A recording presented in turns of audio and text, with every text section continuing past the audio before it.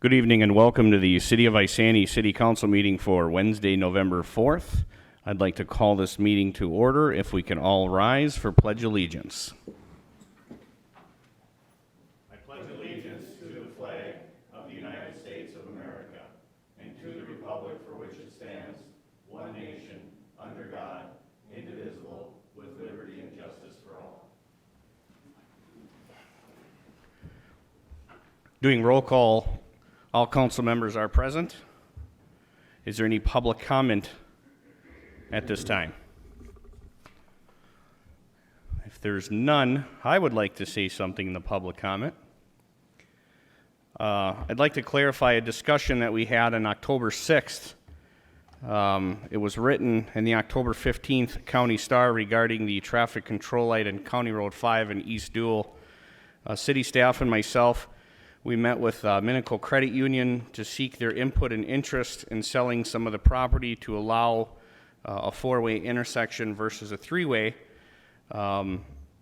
They were not unwilling to work with us. However, the discussion left us feeling that it was cost prohibitive to purchase the land due to extensive remodeling of their building that would also need to be done. I did see in the paper that it was written that they were unwilling, and that's not what was said, so I wanted to clarify that. Also in public comment, I'd like to congratulate Councilman Lundin and Councilman Gordon on their re-election to the City Council.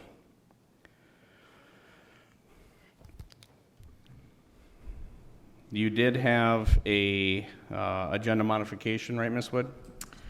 Thank you, Mayor. We did not have an agenda modification per se. However, I want to clarify of the numbering. We did have a revised agenda go out because we needed K1, which was compensation study presentation, added as that was missed. And so in the packet, you'll see that K1 listed in the packet is actually items K2 and so on and so forth through the K business items. Just the numbering. You gentlemen have the updated version in front of you, correct, on paper? I just got it emailed to me like minutes ago.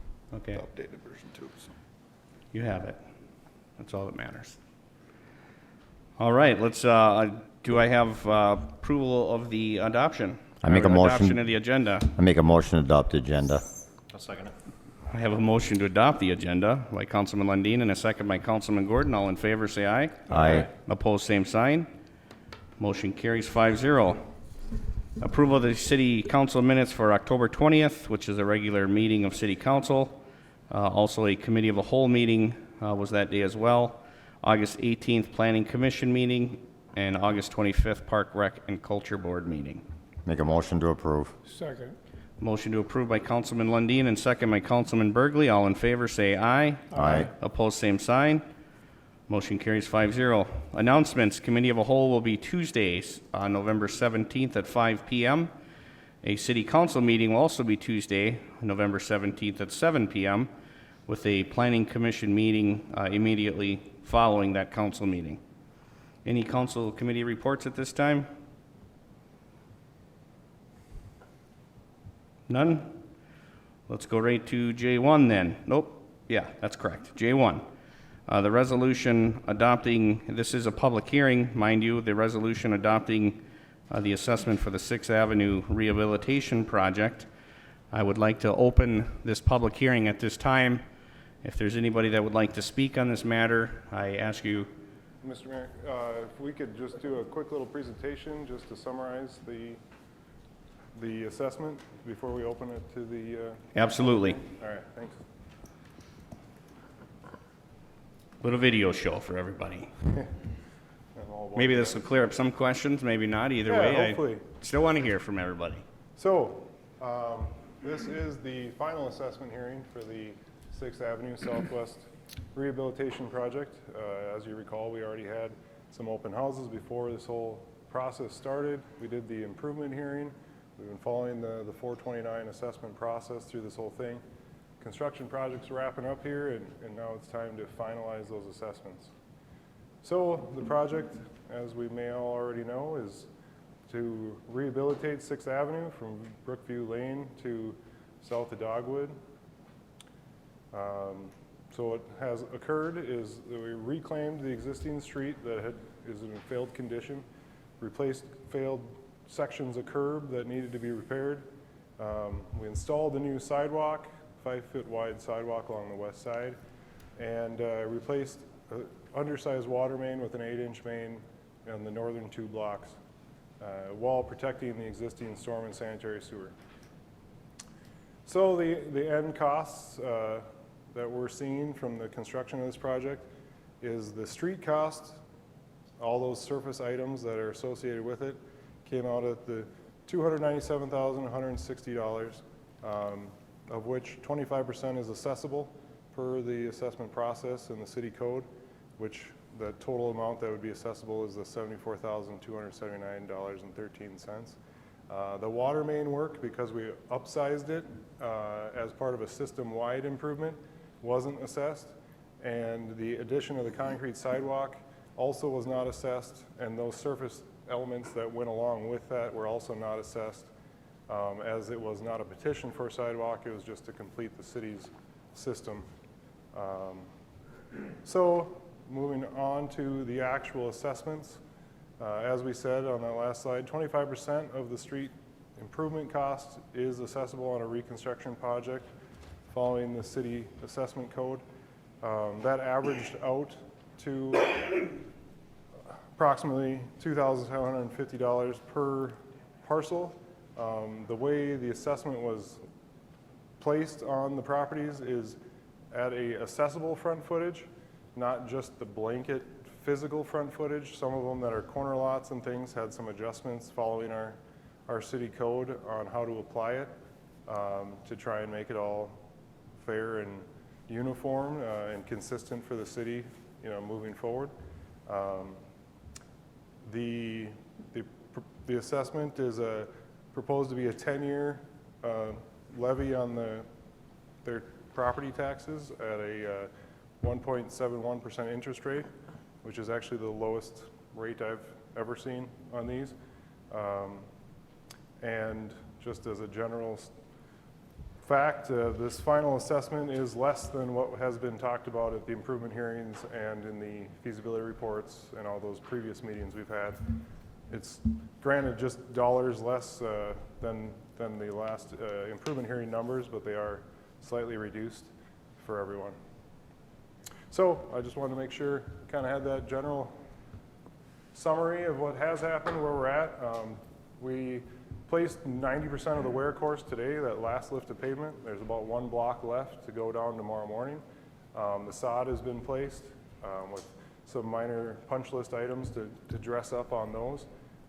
Signs will go in next week is the current plan, and then we're down to, I guess, signs in a couple mailboxes that have to go back in.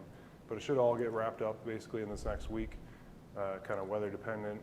We may have to carry striping into next year because that can't go on brand new pavement, and it shouldn't go down if the temperatures are really below 50 degrees. So with the temperatures dropping off here on Sunday, we need to wait that few days before we can stripe on this new pavement, and that's going to push us right into the cold weather. So that's where we sit. What striping do we have on 6th Avenue? Just crosswalk blocks for the most part, and stop bars at all our stop sign locations. Gotcha. Mostly just putting back what was there. With the new sidewalk, obviously new crosswalk blocks on the pavement to delineate where people walk. We didn't have Gotcha. any tree issues this time? I know when we did Palomino, we had tree issues. Well, I guess we did, we had to remove some trees. That was part of what we've talked about at the open houses and improvement hearings. We didn't remove any additional trees, just the ones that had been talked about. We talked with each resident as we had to do it. But we did take out some. We still have some tree limb clearing to do. We call out to have it, basically the overhead branches cleared out even on the trees that had to stay or could stay. So they still have to cut a few more limbs that are just overhanging the new walk just to make sure it's clear for everybody so we don't have, problems with bikers and hitting their heads and that type of thing. So The 1.71% interest rate, where does that go? Well, that's an interest rate on their loan, I guess, on this assessment to the property. That number is, I guess, a number that Mike maybe can help us with where it came from, but excuse me. Yeah, so what we do is on a project where we might issue bonds, which, by the way, we don't intend to, but if we were going to issue bonds, the standard interest rate on assessments would be 1% over the true interest cost on the bonds. In this situation, we're not issuing bonds for the project, so we simply took the market rate. So the rate we would have gone if we had issued bonds and added 1% to that. And my experience is the same as Jason. 1.7 to 1 for assessments is far and away the lowest I've ever seen. So that's roughly $125,000. What happens with that money then?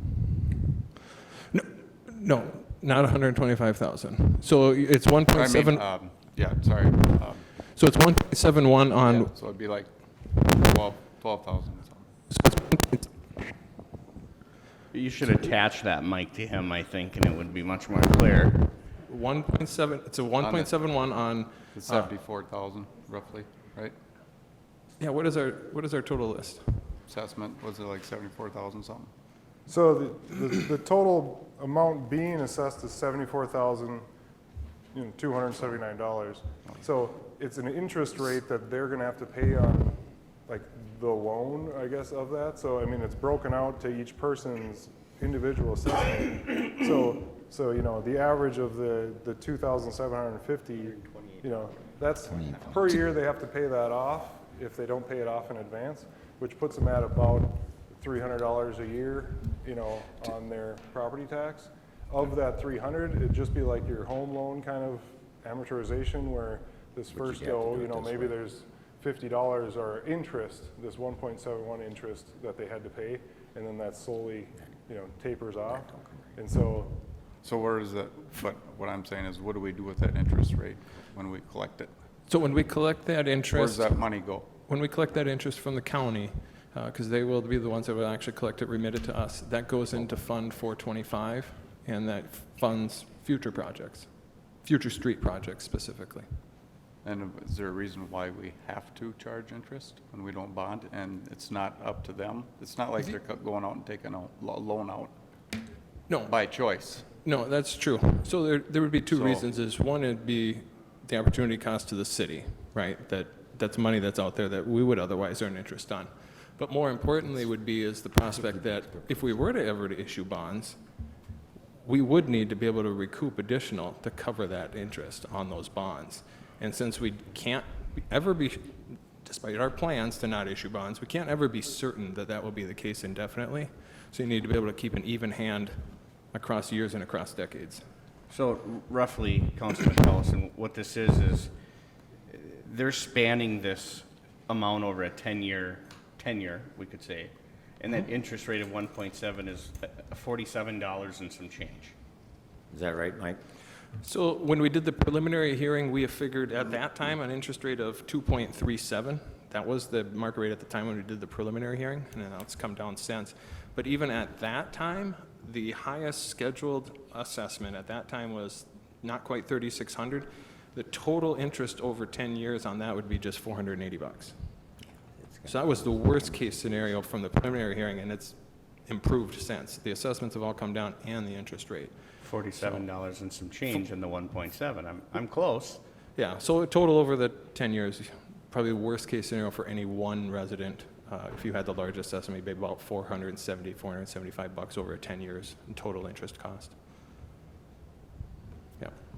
If they choose to do that. I mean, if they, otherwise they pay the $2,700, on the average it's like $2,700. They could just pay the $2,700. Yeah, that street, I don't think anybody's got that money laying around. Just, I don't have that money laying around. yeah. So I'd be surprised if anybody can just pay it off and be done with it right away. I'd be really surprised. I was just curious, and I thought maybe some people would want to know where their interest is going, that they Yep. have to pay on something that they didn't choose. Yep, all the money that we collect on the project goes back into other projects. Basically, the idea that the city as a whole benefits from all road projects, and all residents will pay in and all residents will So benefit. that'll hopefully keep all the And we've locked that rate, projects right? down. We've Yep. locked that 1.7. Yep, that's it now. So essentially what they're doing is they're paying $300 a year plus the interest, so $347 a year is what they're paying for 10 years if they choose to Yep, stretch it out. yeah. And the smallest assessments would be less than $300 annually. And, yeah, I mean, we're talking the average anyway, Right. but that 300 Right. actually is including that the Yeah. interest rates, so. The that's $47 is the whole 10 years, right? So they wouldn't be paying Well, it's 347. No, that'd be No, no, 40, no, no. That's $47 a that'd be year. your A person average, a year. that would be That your would be my average thinking. annual interest would be about 47. Okay, That'd be on the highest assessment. okay, thanks. Yep. So I guess with that then, if you'd like to. Yeah, I would like to open this hearing. If there's anybody that would like to speak on this matter, by all means, step up to the podium, state your name and address for the record, and ask away. I know, young lady, you wanted to. There's no there's no dumb question in our book, so come on up and ask away.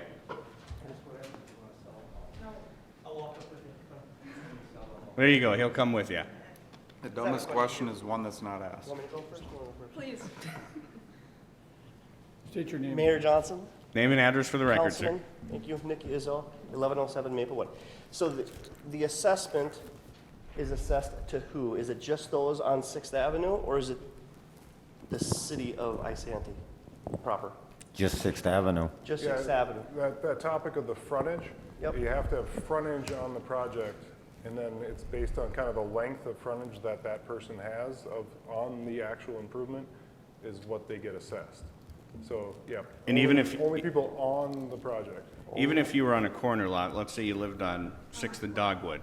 What do you're on a corner? What's your address? 501. 501, what's your cross street? Okay, so for her instance, she got a break because this was the kind of the stink that I rose, is essentially she's gonna get hit twice. She's gonna get hits for 6th Avenue, then she's gonna get hit for Nina when that's in the project. So what we did was, because she has a corner lot, we took, was it the longer or the shorter? It's full, short, half long. We discounted, And we do that so that there's never any record-keeping problems. It levels things out over the long term. If you look at all corner lots, you do a comparison over time and over projects, it evens things out considerably, but it also, you never have this issue of, well, I had a full assessment on this other project, so I shouldn't have gotten assessed on this latter project, because as staff and councils turn over, keeping track of that's real tough. so we discounted the long, right? Or did we discount the short? Full short, half long. There we go. If you're with me on that, hopefully you're with me. You No? answered my So question, I'm when gonna they let her go ahead. go to- Step up, young lady. State your name and address for the record. Megan Olson, 501 6th Ave Southwest, Isanti. So we've gathered that Nina is what crosses you. Yep. So for in your instance, they can explain it a little more clear than I can. We discounted which part? The long part. So Right, so on any given corner lot, almost invariably, it'd be really unusual to have this not be true, one side of your lot is longer than the other. And since you're always paying based on that linear footage, that frontage, one side of your parcel will have more frontage than the other, right? So the side that is longer, we calculate the full amount, and we might say, all right, the full frontage is $3,000, but then because it's a corner lot, we cut that in half, turn it into $1,500. Okay. Because who in their right mind would want to own a corner lot in the city if we were just hitting them twice? That's See- the way I didn't looked at expect it. all this to happen either when I moved in here, so. You got two notes on yours. I- It's odd-shaped lot, and it's a corner lot. And Mike, you'd have to explain the odd-shaped lot. When did you move No. into the city? August 14th of 2019. Oh, you're really new. Yes. So Brand you new came in first the home middle of buyer. this, Yeah, and they didn't tell you about this? not my, no. Yeah, if any title company ever calls me, I always give them the full list of, what projects we have planned currently and the year that we have them I mean, it's my planned. first time home, so. Well, I'm looking things up when I buy a house, but I don't expect No. all these other things on top of it. no, and that wouldn't be on you. That title That would be on the companies- title Title company. companies should be all over that like white on rice. So your title company fumbled because they didn't notify us. So what does that mean for me? That's a good question. We don't have our attorney present, so I can't ask that. So I always give them, Quick question also. Who's in charge of shoveling this driveway? Because I work 12 hours a day. Driveway? The sidewalk. Oh, sidewalk? The city does that. City does. Okay. You're just, we'll clear the snow, you have to maintain. So what that means, Basically salt. so you'd have to salt if it gets icy. But we'll shovel it for you. I will, That's nice of you guys. I will give you some advice on this. You would probably want to get a hold of your mortgage company and let them know of this, because they can adjust your mortgage to adjust that, what your charge, if you know, you're going to opt to do the, you know, the payment every year for the next 10 Yeah, years. because it just went up a little Yeah, bit, so. so they'll adjust your mortgage for that, for property taxes. I mean, my house went through the roof, and they said, "Oh, gee, you know," and I called them up and I said, "Listen, I told you this is what my taxes are going to be before we signed this loan." And then they said, "Well, where's the shortfall?" And I had to come up with an extra $3,000. Otherwise, my payments would have went up like $600 a month. So, just so you're aware, you know, you might want to contact them and let them know that, so they can make that adjustment to your monthly payment. And if you need exact figures, my advice would be out in the hallway are card holders. Grab Mike Becker's card.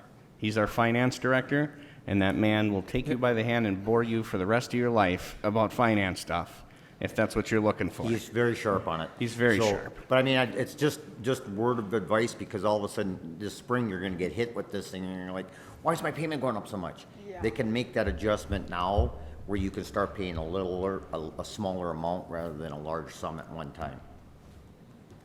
Okay. I mean, it's an unnecessary evil. Where his house is one of the next roads are going to get done, and he's going to get hit with it. You know, fortunately, I'm on a newer street, so mine isn't going to be so soon. There's a whole but- bunch of new houses by me, so I don't know if they can afford it or not, but I'm assuming they can because they're nice houses. But Well, it's it's not, just like, I didn't expect all this to happen. It's nice, but it's like, I can't afford all this either, so, yeah. and there's things that your title company should have disclosed to you, and it's kind of bad they didn't. And then, I don't know if you could do anything to go backwards, but I know contacting your mortgage company would adjust it and probably help you.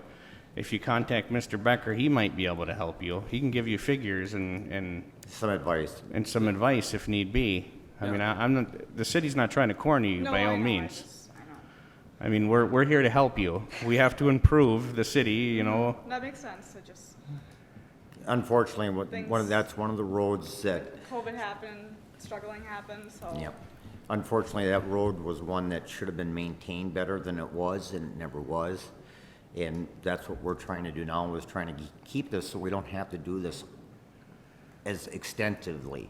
You know, where they could have just done a resurface would have been a lot better, and, you know, it's street maintenance programming is what it comes down to. Yeah. The key is to keep that road prestige for as long as you Nope, live that there. makes 100%, I agree with that. That's a nice road now. It was, I'm at the paper, right, so. you should have seen it before August. I mean, it was like driving through moguls in a war zone. Yeah. It was bad. Well, also, I got another quick question. It has to do with my mailbox. It's lower than it's supposed to be. Is there a way we can bring it up a little bit, or no? Oh, Like, it's, did they move it it's, and yeah, put it they had back to in? take it out, and it's the wheel one. It's way lower than it's supposed to be. Is there a way we can fix that, or no? I guess maybe I just misunderstood. So we had to take it out, Yeah, and now it's been put back in? yep. And Your it's too actual low. one, and it's too low?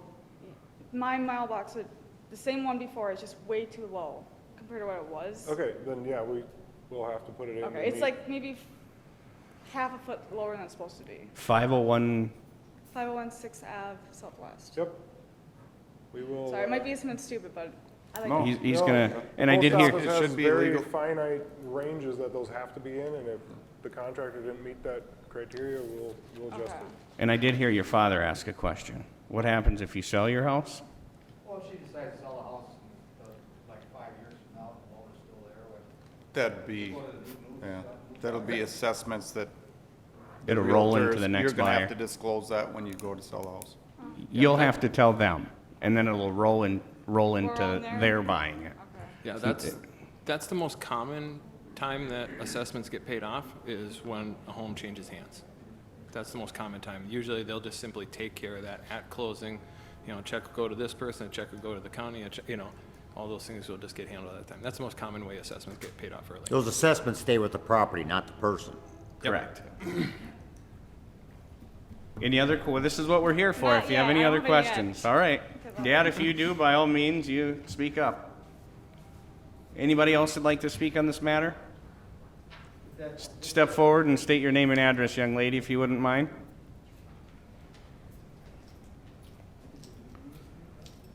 My name is Marilyn Pels, and I live at 523 Dogwood Street.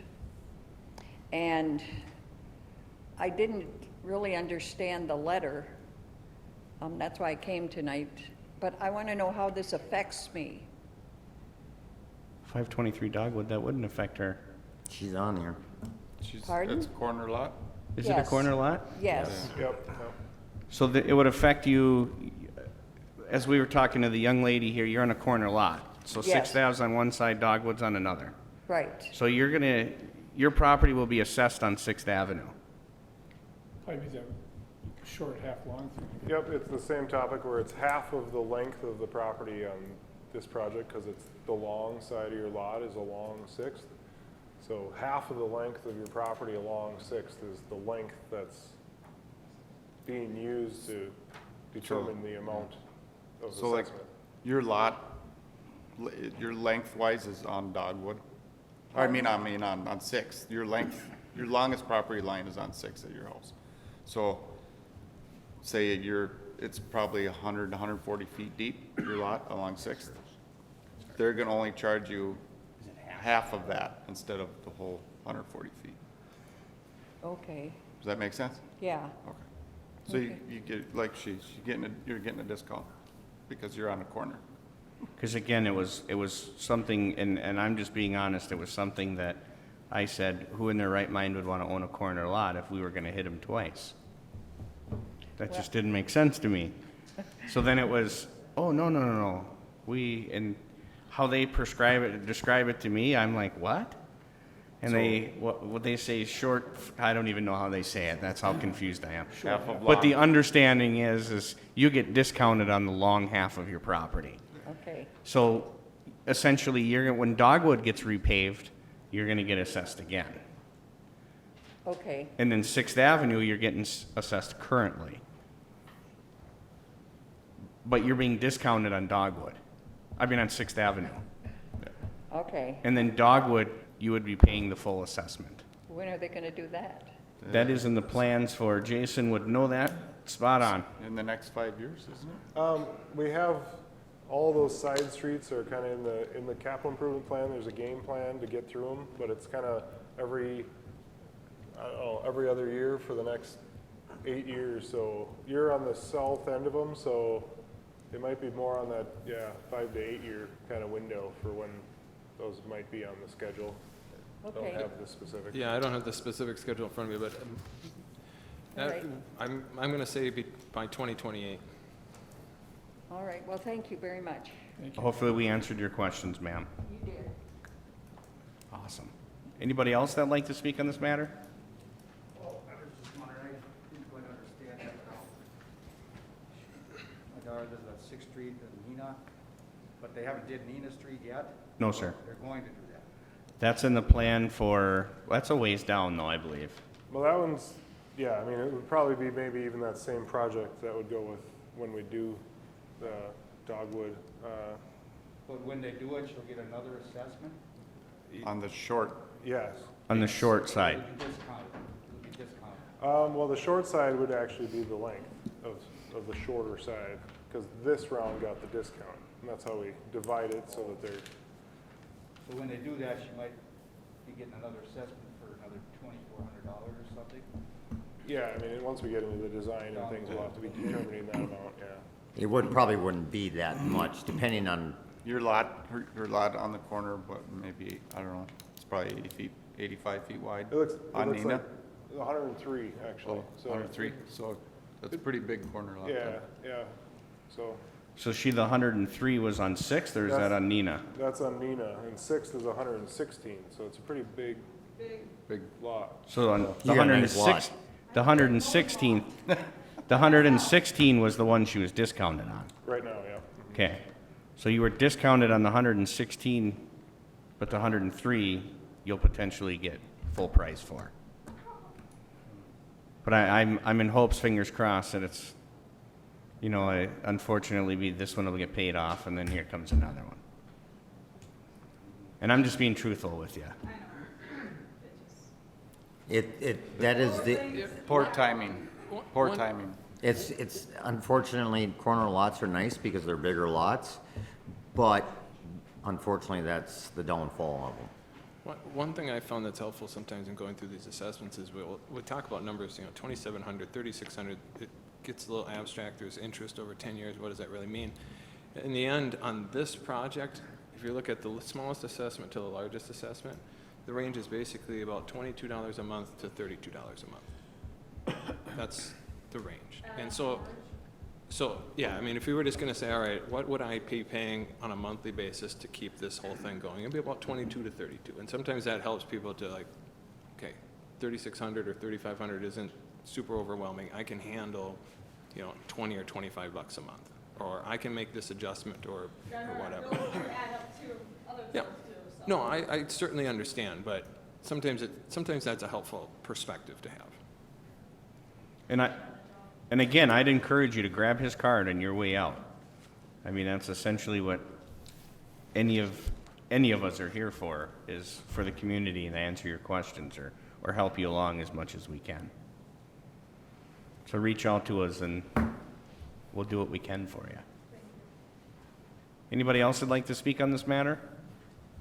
State your name and address for the record, sir. Well, you know me. I do, but council don't. Levi Claney, 601 Cedar Street, Southwest.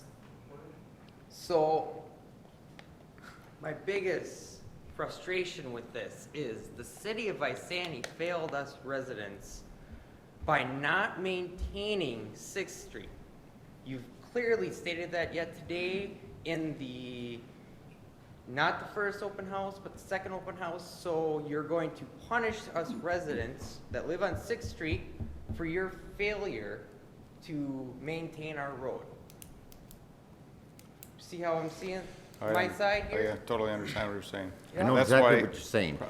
When did we start the pavement management program? Is that like 5 years ago? 2014 or 15? Yeah. So, What I would say to this is I can't tell you that you're wrong, no. right? But since I've gotten here, Jason and I have gone through and taken care of all of the paved roads in the city and have a plan for pavement management and, whether it's a mill and overlay or a full reclamation or whatever, for all the roads going out to 2056. So that we know that we are getting our full bang for our buck on all this stuff. That we're not letting anything go so long that all of a sudden pavement management is no longer a solution or a viable option, and you simply go from one reclamation to the next reclamation to the next reclamation. If you play your cards right and you have a good plan and you account for all your roads and you have your ducks in a row and you're doing the work that the finance director and engineer are supposed to be doing, you should be able to make every road service last at least 40 years. I mean, that shouldn't be out of the question. And I can't tell you that you're wrong, that it should have been done. It should have been. But at this point, Jason and I can say, we're gonna get it right now. And I've only been here a few years, but by God, we've put together a plan that should stand the test of time. And No just one, no one's been here back then when that road was built, and back then they had no pavement management system in place. They didn't do crack sealing, there was just no maintenance done. And that's not on the Public Works. That's not because the Public Works didn't do it, it's because there was no program, There was no plan. no plan. And that there was no plan in any of our lifespans, to be honest, or any of our times in the city. Now is our time, and now we made that plan. Right. It's just unfortunate we're gonna have to take the kicks and the punches from Levi and from whoever else is gonna. Right, So but- I'm not gonna tell you wrong either. But Levi. I want to stress something to you also. You have to remember when there was the financial crunch that hit everybody and everything was downturned, they were cutting bare bones, the city was cutting things bare bone. Early 90s, it was really bad. It was really bad.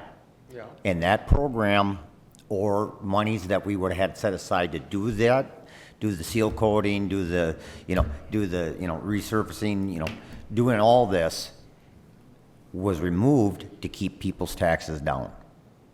I'm not making excuses for anybody, but that you have to keep that in mind. That's how some of this all transpired. Right. So Again, we could have before raised your my time. taxes 5% in bad times, or we cut something out. Hopefully, it could made it work. Right. That's something you have to understand. We've learned from previous mistakes, and now we're trying to, by implementing a pavement management program. So this hopefully, like with 6th Avenue, all brand new, we won't be down the same road again. And Never in our lifetime, anyway. Yeah. It might also be worth noting too is that, But to we're your playing point, catch-up. To your point, we said, well, all right, we've got a plan for pavement and for roads and stuff, but now we say, well, we had a bad economic downturn and it really hurt things. So your question might be, well, what's your plan for that? Yeah. Well, we have a plan for that. I brought this up with the council on numerous occasions that our current fund balance policy capped at 50% doesn't make sense for those instances. And I'll bring this up for discussion again in 2021 to modify that policy so that we can run that fund balance up to 70%. So when we do have 2-3 years in a row that are really tough, we can draw on the cash that we have currently, keep the taxes down, but then keep these programs going. Keep the street projects going and keep the pavement management going and not have to cut those and still be able to get through those hard times without sending tax rates through the roof. Instead of what my predecessor did was he just removed it. And now we are all gonna pay for it. Yeah, I mean, my philosophy on that is you have to pay for roads no matter what. No I mean, matter unless you're what. gonna give up and say that we're gonna do just gravel, which isn't a viable option, you gotta pay for it, so by gosh, let's have a plan, and let's have a long-term plan. And let's have a clearly funded plan, and that's what we're putting in place. But this whole project is state funded, correct? Correct. So there was more than enough that the city and everyone could have gone for more state funding and ending in non-assessment. I understand that's not fair, not following city ordinance, but it could have gone that way had the city, you members chose that way, could it not? There's a limit on state aid funding. We have a certain number of miles that we can designate, and only certain roads can be designated, which is why those, when Jason and I sit down and say, what roads are we gonna allocate to be for state aid roads? Right. There are certain roads that you can do, certain roads you can't do, and there's a maximum number of miles that you get. And all we do is simply pick what are the roads that we can do that fit our project timeline and give all the residents, the city as a whole, maximum benefit for those state dollars. And there's a limit on the advances that we can get, and to this extent, I mean, this is. And if I recall right, 6th Avenue was not originally there. You shifted it, correct? Or you, I don't remember if No, the 6th Avenue is on it. it was always there, okay. I guess, this 25% topic, of what we're assessing here is to be that uniform element, because we can move state aid routes, and if we just didn't assess people on a certain state aid route, but then it got moved, it's not really as tied to which route's the state aid route and how the city's kind of recouping their portion of this project or their costs involved in this. It's more for all residents, when their street gets done, they all get treated the same. And the state aid route element is more almost like a side funding source for the city to maintain their streets, but it's not, on our assessment side of things, it's not quite as tied to each individual project. Like nothing in the assessment policy, changes what the assessment would be, whether or not it's a state aid route. So we're just applying it uniformly to all residents is essentially the. Yeah, a couple other points too is that, I mean, in the grand scheme of things, is that when we have a comprehensive plan that accounts for all the roads, all the mill and overlays, all the reclamations, all the pavement management, all that stuff, in theory, eventually, over time, theoretically within a 40-year period, everyone will have gotten their road done. Everyone will have gotten a 25% assessment on their road. Everyone will have contributed to this. The other part of this is that because we're just getting this program together and getting this plan in place and getting this ball rolling forward. The problem with funding a project on assessments is that assessments don't come in now.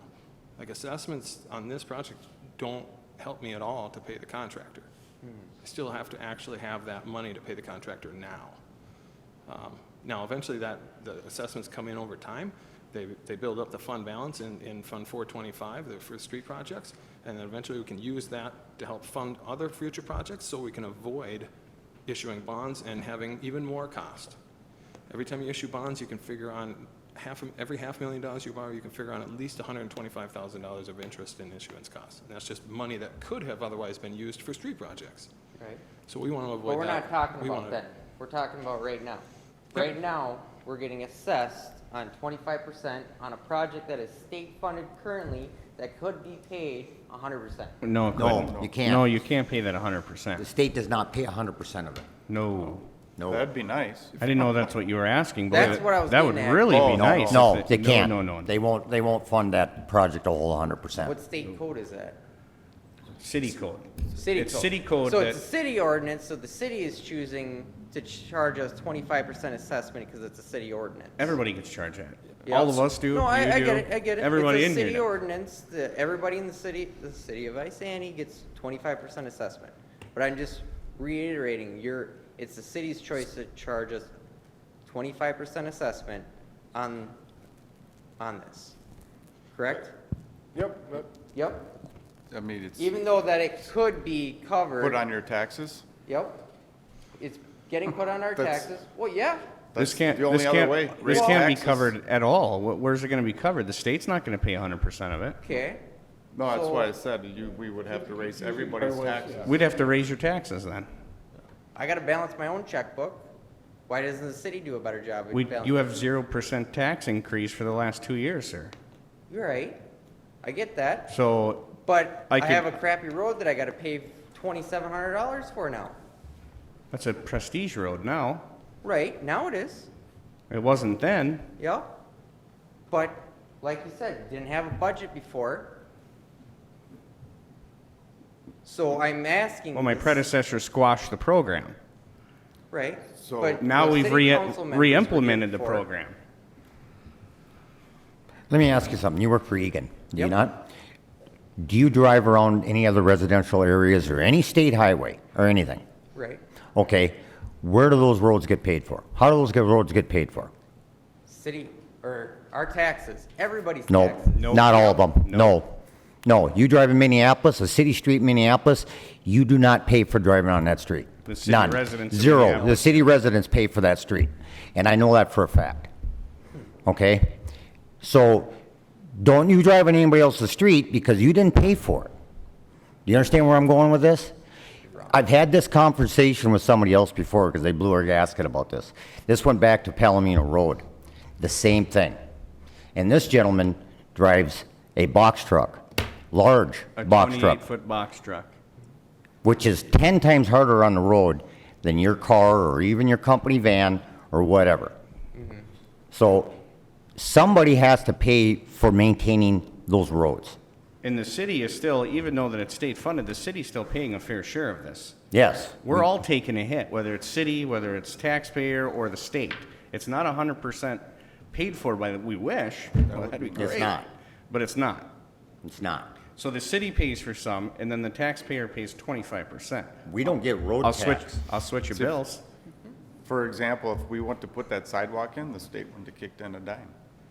We didn't, Well, that's fine, I didn't want the sidewalk anyways. we didn't but- assess you for that But I mean- sidewalk. Right, but without it to be what, state aid? To get that money, it has to meet a certain width, and there's certain criteria yeah, that the for the road has to road. meet before the state will even help pay a little. So, But you didn't get assessed for the sidewalk. You didn't get assessed for the curbs that needed to be repaired and spots. You didn't get assessed for the pipeline that was out of date and too small. You got assessed to have the road repaved. Right. That's it. and there was a time where you'd get assessed for everything. You would have got assessed for all of it. Everything. That's fine, I didn't want the sidewalk. Was the water main even bad? it was undersized, so that water Undersized, pressure but would was be able to it bad? distribute. It wasn't built to the size of that development eventually got when that was put in. Right. So replacing this road, I would replace a brand-new road with that 6-inch pipe down there, and potentially when it did go bad, I see where you're going, Levi. If it did go bad, now I gotta tear up 2 blocks of brand-new road to Right. replace that pipe. I understand. What do you do for Egan? Doesn't matter. No, I'm asking a simple question so I can give this to you in layman's term. When you said it was undersized, that's why I'm asking you what you do for them. I'm an electrician. Okay, so I want to run a range, but I don't want to run, 8-gauge wire. I want to run 12-gauge wire. Is that right? Yeah, I understand. That's the point that I'm getting is when that main was put in, it wasn't designed to handle all the development loads that were put in. But So that by could have been increasing that main, incorporated we're doing into it. A construction. It was. A developer could have paid for that new main because they're developing into. That's the back new in area. 1990. But that wasn't That's designed. before it any of wasn't our times, designed. and it wasn't designed for it originally. Well, you replaced, can you bring up the slide for the road? Sure. Just so I can have a picture of the main that got replaced from where to where. And actually, I would like to point out, actually, now that you're bringing that up, that segment, I guess, the screens are off. But you So- know, you didn't have to pay for that. So that pipe. half a block that extends to the north, Yep. where we did half a street, Yep. that actually didn't get assessed either, because Right. that work was tied with just having to do the water main. Mm-hmm. And so we didn't even add that cost into the blanket dollar amount that went to the 25% to be assessed. Right. We removed that and said that didn't have to get ripped open, and except for the fact that we had to go after that water main. So we tied that surface work to the water main and didn't assess that either. Yeah. But the water main got replaced from the new construction area down to the new development past Dogwood, correct? Nope, we only No. replaced to here, It's only 2 Okay. blocks. just those first 2 blocks. Just those first 2 blocks, okay.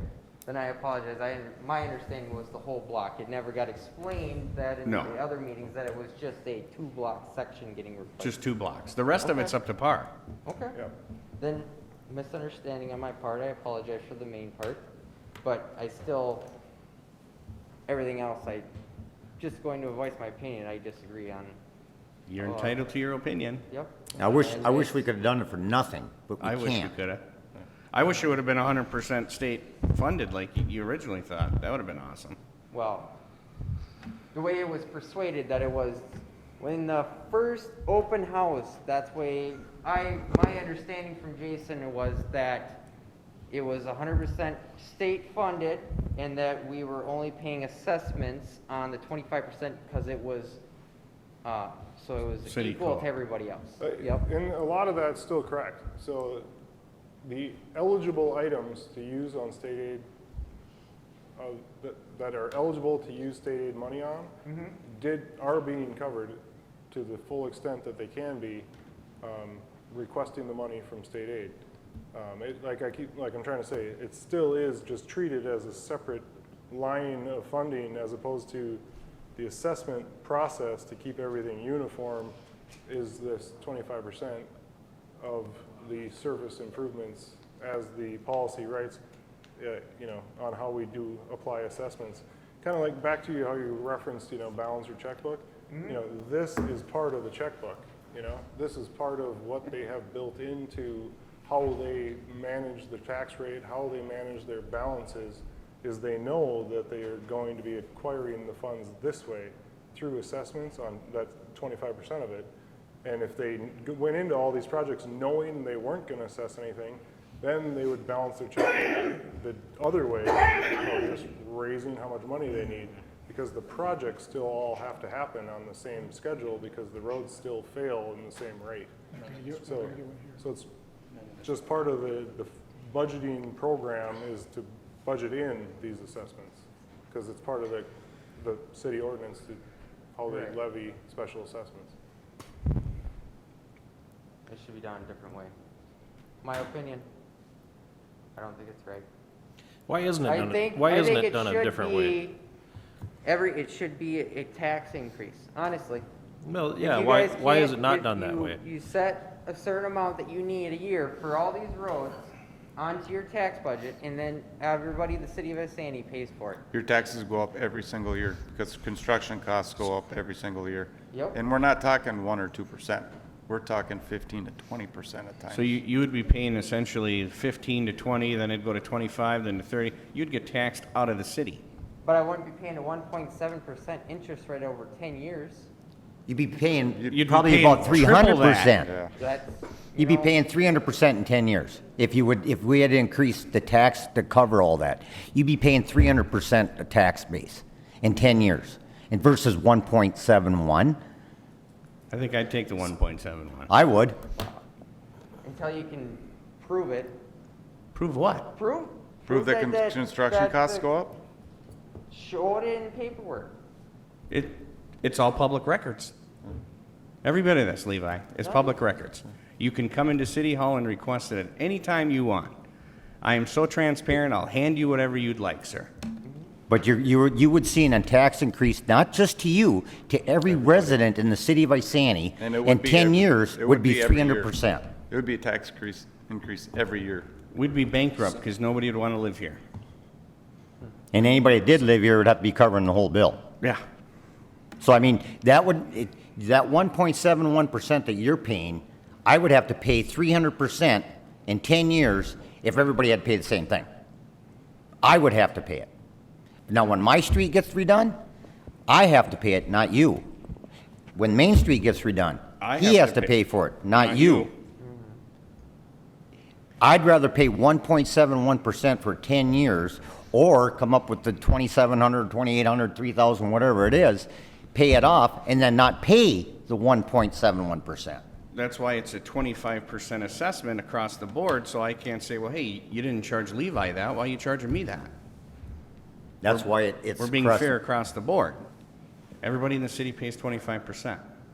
You know, she's just talking about, $26, a month. She don't know if she can afford to swing that all the time.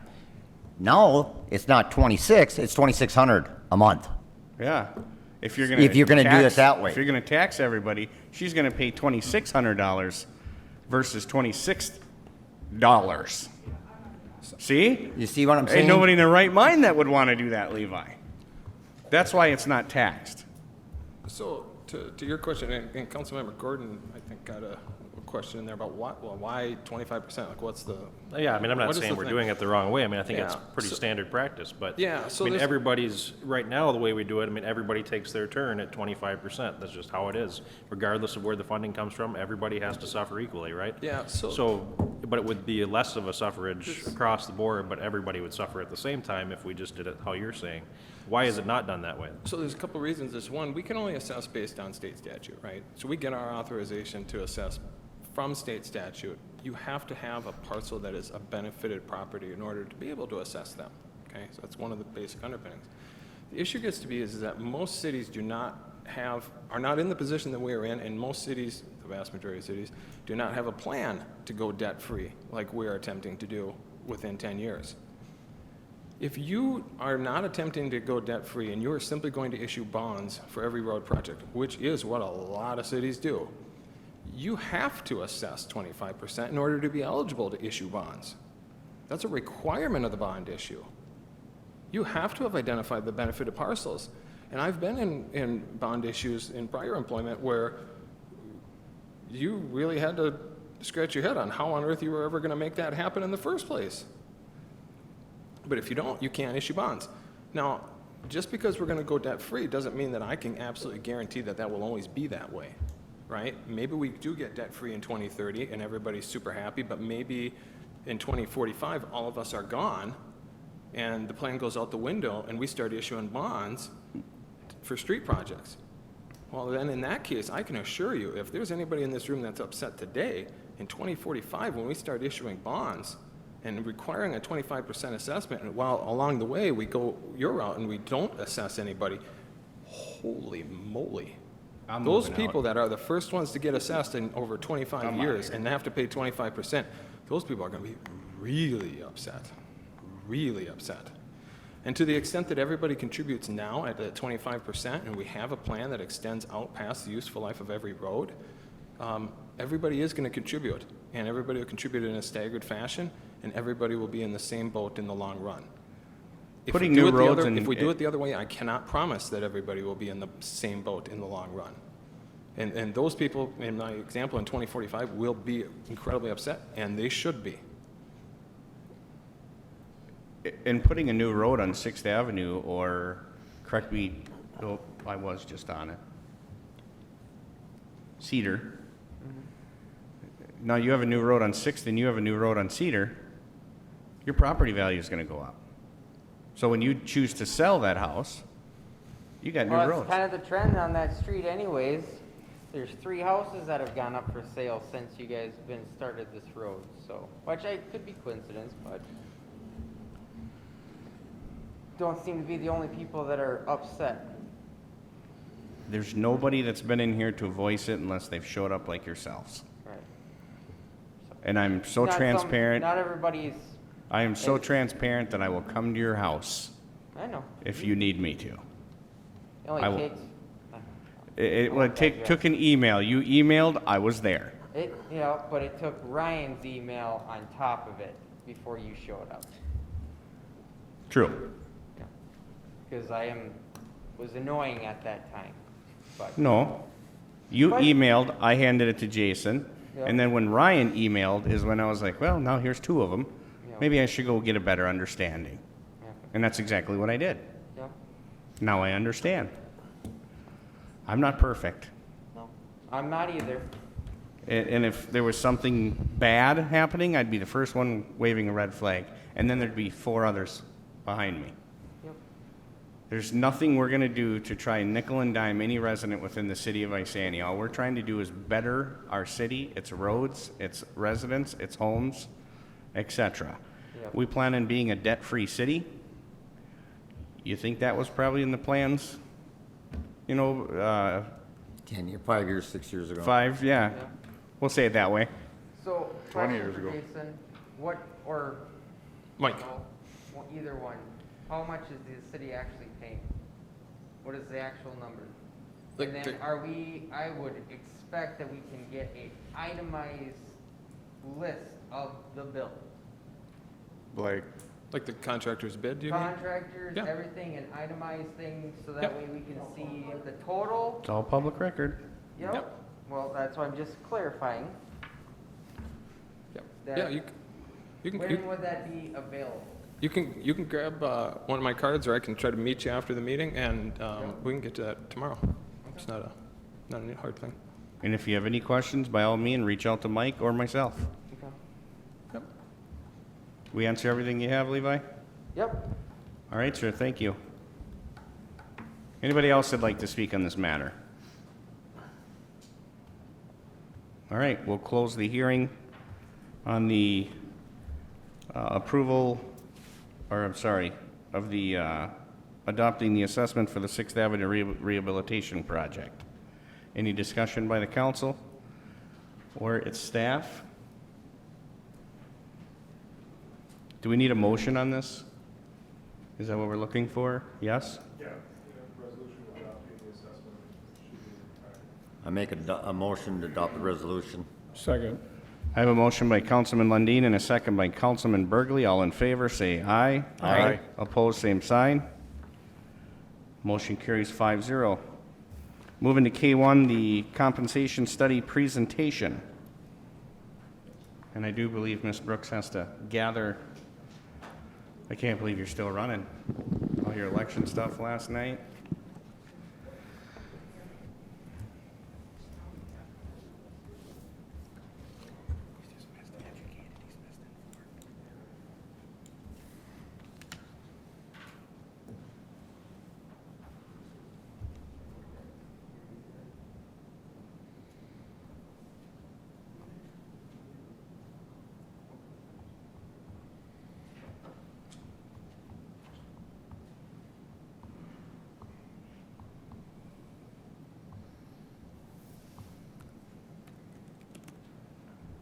You guys read your memo on this, right?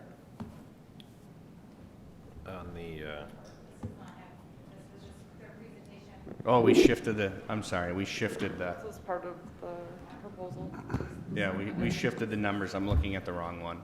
Katie's that gonna go on the screen? Don't forget to grab, oh, he's gonna grab it for you. Put the screen down just a bit. I can see my, she's looking at my head, I believe. Don't tip it. We have no audio yet. Hang on 1 second. We're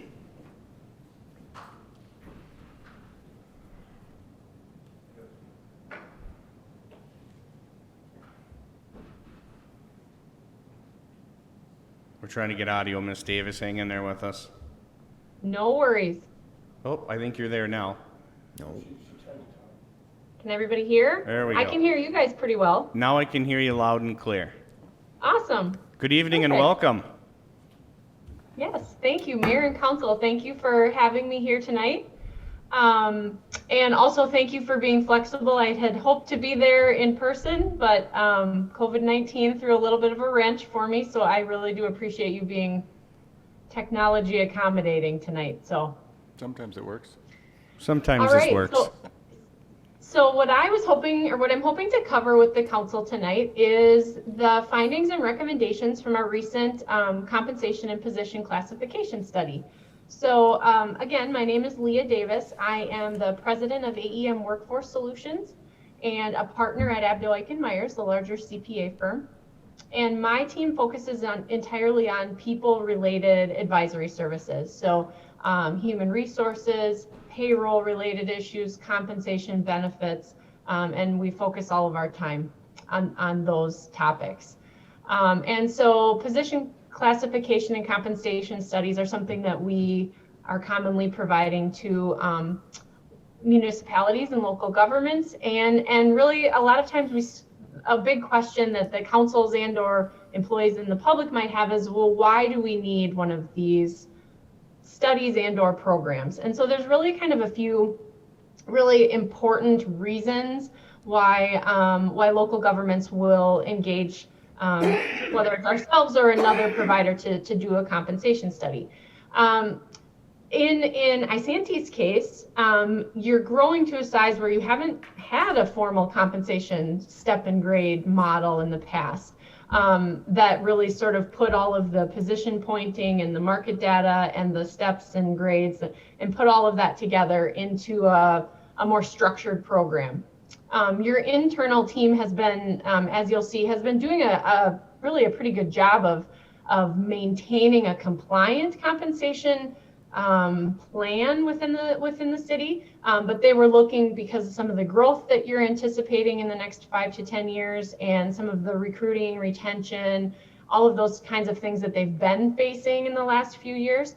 It was just a priority to sort of get up to speed and get that in place so that you're ready for that. The other piece of it too, and I did kind of mention, so in the state of Minnesota, all municipalities are required to maintain pay equity for all positions. And so a formal step and grade and compensation program really helps make sure that that continues to happen. What the state of Minnesota is requiring is that every 3 years you submit a report, and they need to ensure that your male-weighted classes, so those positions that are primarily males, where they're sort of equal in terms of impact on the organization, we need to make sure that they're not disproportionately being paid more than positions that may be more heavily weighted female employees. So that's really what they're looking at. And that can be hard to keep that in alignment without some sort of formal compensation structure to make sure we're being objective when we're paying employees. And then the last piece is, as cities grow, having a more formal, transparent, predictable compensation model just helps with overall organizational effectiveness, efficiency. It makes applying cost of living adjustments easier. It also can help with when cities are looking at potentially transitioning or taking advantage of opportunities to give pay increases related more on performance and or merit, as opposed to strictly length of service. So it can help with all of those things. So with that in mind, we were engaged by the city of Isanti to undertake this and help work with Josie and Katie and your leadership team to get this developed. So one of the first things they did, because the study really hinges on accurate job descriptions. So internally, your leadership team updated all of the job descriptions, and those will be included in your long form report. And I'm going to share my screen with you as we start digging through this report here. But I'm not, the job descriptions and all the updates will be in there. Our team then took those job descriptions and did a quick compliance review just to make sure, do those updated drafts have good employee accommodation language? And also, did we see any red flags or issues related to whether those positions were classified as exempt or non-exempt under the Fair Labor Standards Act? And that's related to overtime eligibility. So I can just say right off the top, right off the bat, we didn't see any issues with FLSA compliance, and the job descriptions were in good shape. So, all right. Then the next part of the study is we use those good job descriptions to start digging into point assignments. So I'm going to pull up my screen here. So one thing that can be really, can you see that? Yeah, we can see it. I'm sorry. Perfect, no problem. The other thing too, I should say, so in standard practice for us is to bring this report. I have paper copies for all of you that I was going to bring with me tonight. But what I like to do, or what the goal of tonight's meeting, I should have said this at the beginning, but the goal of tonight's meeting is to walk through the study and the findings with you. That you don't have to make any decisions about the findings and recommendations tonight. What I wanted to do is get this in front of you and go through, make sure we answer any questions about process, procedure, findings, recommendations. And then you'll get copies of these that you can take back, you can read over, and then at an upcoming meeting, there may be a vote or some sort of decision that you might be looking to make on some of these. So that's why you didn't get these in advance. These reports have a tendency to, the level of complexity can maybe cause more questions and concerns than necessary if we're not sort of talking through them as you're seeing it for the first time. So that's why we kind of tend to go this route. So we talked a little bit about pay equity. Important to note, you have been reporting to pay equity historically, have not had pay equity compliance concerns in the past, but you do have an upcoming report that'll be due in January of 2021 that will report your 2020 wages. So just know you have a compliance report coming up. Okay, so when we talk about points, very high level, we're giving each position a score. That's what the points are. And that score is representative of a few different factors that really are attempting to measure the impact on the organization of that position. So there's a lot of detailed information in your report that you can read through, but very high level, those 4 key areas are measuring, one is know-how. So we're taking a look at education, experience, how much integrating of different functions is required for the position, and what level of relational skill. Negotiation, police officers, I always use as an example of a position that requires a very, very high level of relational ability. So that's know-how. The second criteria is problem solving, and that's where we're taking a look at what is the complexity and level of skill needed to solve the problems that are faced in that specific position. What level of problems are they facing? Can they be answered with a true or false type answer? I have this choice or this choice, or are we dealing with a position that is it's uncharted and it's an essay type comparison? The third criteria is accountability. In this area, we're not focusing on, am I accountable to my job duties, but we're looking at what is the financial and organizational impact of the decisions made within that position. What is their ability to make what's the level of ability to make independent decision makings and decisions, and how does that affect the overall organization? And then the fourth criteria is our special conditions. So this is where we're factoring in if any specific position has a high level of physical effort, if there are some environmental conditions that they're experiencing, if it's outdoors and they're, exposed to the elements, winter, high heat in the summer, if there's hazard exposure, or if there's a high level of sensory attention demanded in that position. So that's where you may see maybe a public works position and an administrative position that, for the first three areas are pointed very similarly, but the public works position oftentimes will come out a little higher in total points rating because of some of the physicality and environmental exposure things that they face in those roles. Really high level key things to remember about pointing, about the score that we're giving each position. The first is that we are pointing the position, never the person in the position. So that's a really, especially when organizations are kind of doing this for the first time, that's a really important distinction. We're never thinking about someone who's overqualified for their position, for example, will not get extra points for being overqualified. We're looking specifically at the position.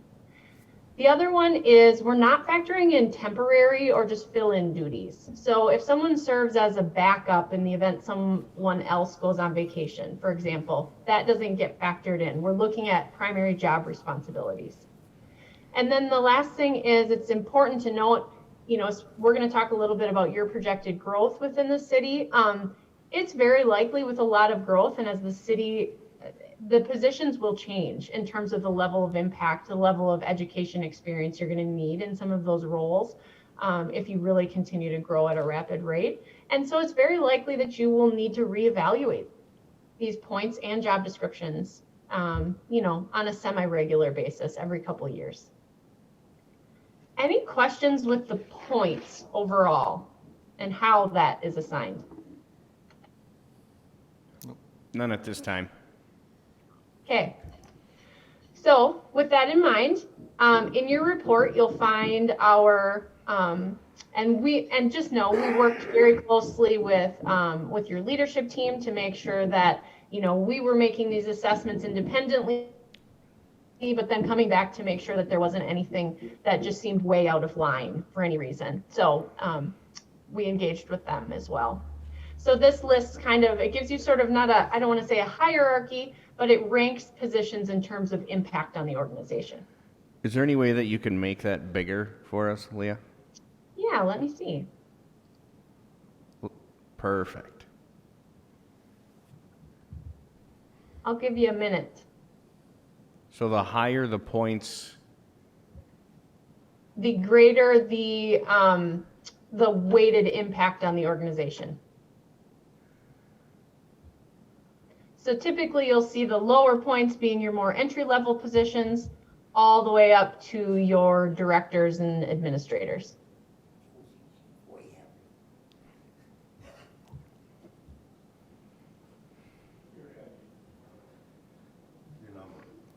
you're a very high number, Miss Wood. That's what the council's saying. The administrator is a high number? Yeah, Miss Wood, our city administrator, they're like, holy buckets, her number's really high. I'll refrain from saying that, never mind. So one thing that's really important to remember about this too, about the point assignments, is none of these positions stand alone. So the points don't mean anything for any single position when they're not taken in context of the whole organization. So, you'll show us how we compare to this, or is this our study, Ms. Davis? I'm sorry, one more time. I had trouble hearing. Will you show us how we're comparing to this, or is this our study? This is your study. Oh, yes, Christ. This is your study. Yep. And what's important to recognize is if we went to a city next door and we said, what are the points for your city administrator? If they said 550, it doesn't really matter because this point assignment isn't your market study. They're related, but there's no, it just matters that these point assignments make sense within your organization. So, And it's important to note, we do utilize the, it's called the Hay model, which was a point and classification model developed by the state of Minnesota. But there are different methodologies out there that different providers might use, but we use the Hay model. And you said we'll get a copy of this too, right, Ms. Davis? You're going to get all of this, yes. Perfect. Whether you want it or not, you're going to get it. I'm sure the council and myself would like it. Okay. So then, if we move forward then, so once we get that sort of overall organizational structure developed out, then we dig into the market analysis. So, so when we're doing the market analysis, we're factoring in a few different things. One, we want to take into account the size of your organization in terms of population, because needs of cities really are heavily dependent on population. We're also factoring in your proximity to the metro. You know, Isanti is within 30 miles of several communities with large populations, over 10,000. You have North Branch, Wyoming, Ramsey's within, and you're within 40 miles of the inner metro. So it's just important to factor that in a market study, because we know you're competing with inner city. People have options to get very like jobs in, you know, within the metro. So, we went out to a couple different sources to pull market data down. We pulled very broad statewide data. So you'll see what I've listed on table 2 here is all of the jurisdictions that we used at least one data point. Can you zoom in? Can you zoom Much in bigger, again, Ms. you want it Davis? bigger? The little, there we go. Perfect. So this statewide analysis, this is every jurisdiction that we used at least one data point for. It's important to recognize that a lot of these we may have only used one data point for in our efforts to try to get, you know, a good pool of comparable wage points. And some of them we used, most positions within the city of Isanti, we have a comparable data point for. We also did a more focused metro and central Minnesota analysis. So you'll see there's some differences. Of course, there's some pay differences when you get into the metro, for example. But just for transparency, we wanted to provide you both. The more broad look at some of the outstate comparables, including the metro and central, and then a more focused metro-central market analysis. Any questions on that? None thus far. In addition, there were several positions, and we'll go through this, that we pulled some private market data for. Positions that commonly you could hire someone from the private market, accountants, for example. And I have a list of those positions. We'll get to those too. But just know we were comparing to the private to make sure that that was in line for some of those positions as well.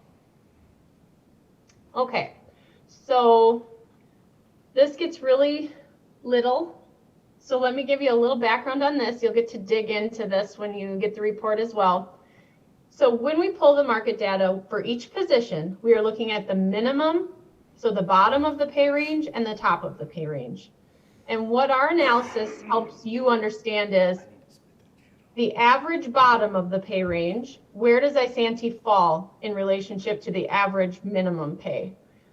So you can see this, for example, would show for the assistant finance director, the average minimum salary for that position per hour, next to it, annualized. Then in this city over under column, that tells you, okay, if that's the average in the market, where does Isanti line up for that position? A negative number indicates that your minimum is below the market. A positive indicates that your minimum is above the market. So you get that in a per dollar and then in a percentage. And then it's the same for the max. So the highest end of the pay range. What is the market high, market average high, both hourly and annually? And where does the city of Isanti's high end of the range line up with the market? Again, a negative indicates that your high is below the market. A positive indicates that your high is above the market. So this data is provided for every position. And what you're looking at right now is the statewide data. So this includes some of those outstate, some of the counties that have some comparable positions. And so you can see that in here. Overall, key takeaway, both for this and some of the other market data that we'll go through. Pretty expected results on the market study for a couple reasons. One, because you haven't had a very formal compensation structure, usually the first time you implement one of these, you'll find that you've got some positions that are way up over the market, some that are way under the market. It's a little bit across the board because it's just hard to manage in a lot of those cases without a more structured plan. So I think that sort of variability is a little bit to be expected. But on average, and again, this is an average because we did have a lot of variability, but on average, the city's minimum pay range was about 3% below the market, and the maximum pay range was about 8% below the market when we look at the broad comparable market.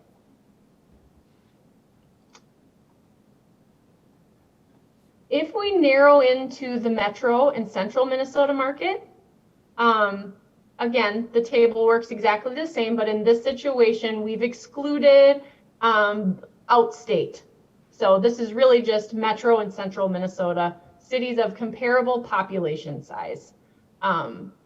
So we're not, we did include a couple very nearby larger cities that we know have been a real retention issue for the city. But otherwise, all of the comparables were within a 5,000 to 10,000 population range. When we focus in on the metro and central, the disparity in the market, the variance is a little more noticeable. So on the minimum side, coming in about 9% under market, and on the maximum pay side, coming in about 14% below market.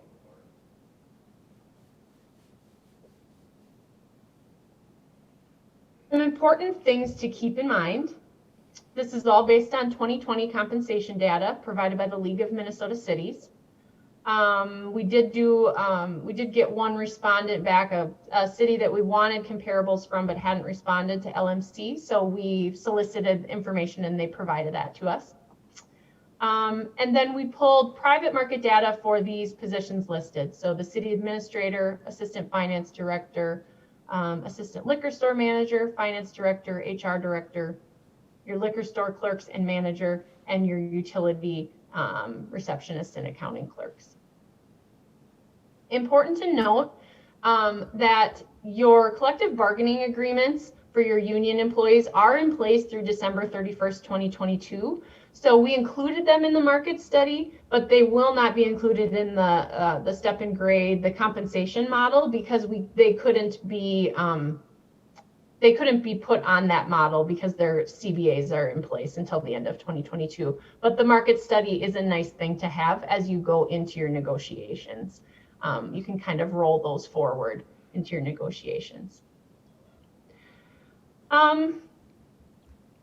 Important to note that in those average, in the market study, we didn't include your intern positions in the variances, like the below, at or above market, above or below market, because they're just not really relevant to some of our comparables. They're coming in way below market, but that's because they're interns. So just know, so that we weren't skewing averages in any way, those were removed from the average calculations. We did the market study, but we're not taking into account sort of how far above or below the market they were. The same thing with the background investigator position, because that's a pretty unique position. And then there's just some data about cost of living and those types of things. So you can read through that. It's just some explanation. We did apply a few key assumptions. One is that you're going to have significant growth in the next 5 to 10 years, potentially up to, I mean, when we were running some of the numbers, potentially up to 60% growth in the next 5 to 10 years. And so just recognizing that both to sustain and manage that type of growth and to make sure you've got the right talent in place to get you there, we wanted to make sure that we were considering that. I also mentioned that city leadership indicated, an openness to implementing more performance and merit-based step increase awards. And so we wanted to make sure that whatever program we developed could help facilitate that type of award program, that type of pay increase philosophy within the organization. We talked about the collective bargaining agreements. Those are still in place, so those public works and police employees can't be put on the proposed step and grade, but it is something that it's always something you could bring up with the unions, and the market data is useful as well. And then there were some upcoming just position and title and duty changes that were coming up in 2020 and 2021 per approved city staffing plans. So we made sure to factor that in. So overall, I'm going to show you this, and this is even worse to look at on the screen than some of the other things. Let me see here. So what we developed for you then was a step and grade table. So this is very consistent with what a lot of public employers, how they apply or administer their compensation program. Both cities, municipalities, schools.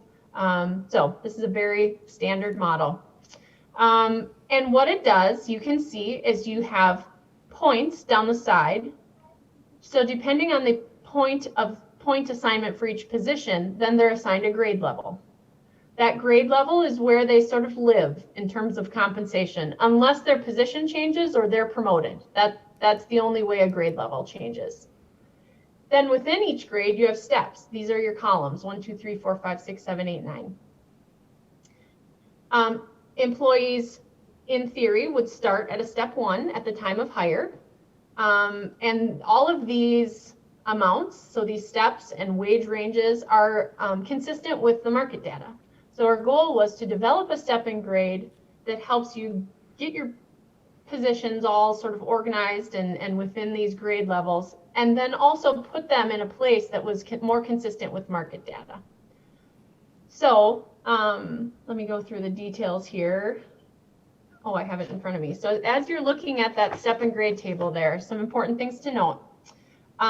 There's an 8.5% adjustment between grades. So the difference between grades is about 8.5%.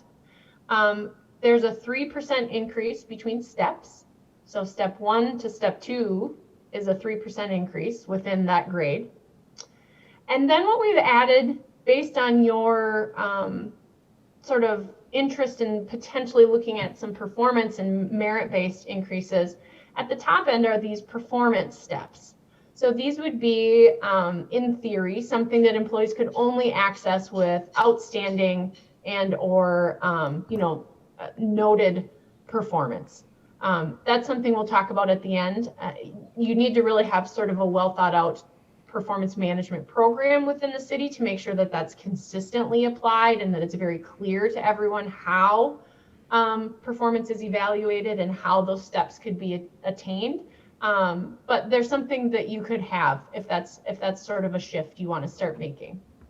And that's a way that your highest performers could get a little above a market average in terms of compensation and should help you retain some of your key performers. The range within any of these grades from step 1 to 9, which would be your sort of standard steps, is 26%. So from the start step to the high step.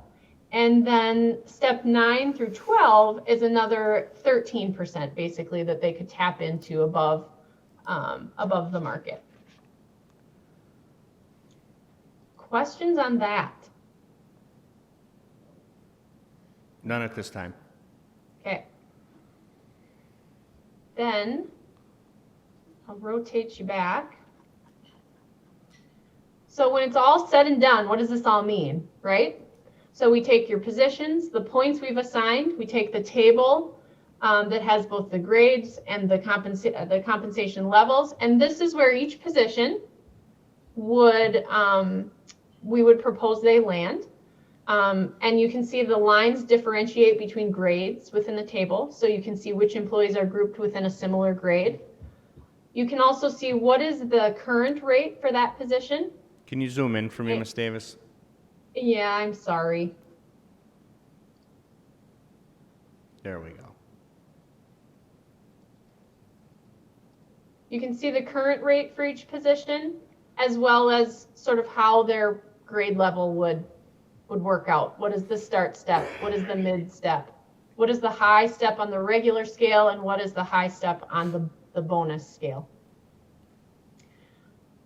If you were to implement, this scale would encompass all of your current employees. So for example, if you put employees onto this pay compensation model, there wouldn't be any individuals that were being paid above the compensation scale, the proposed table.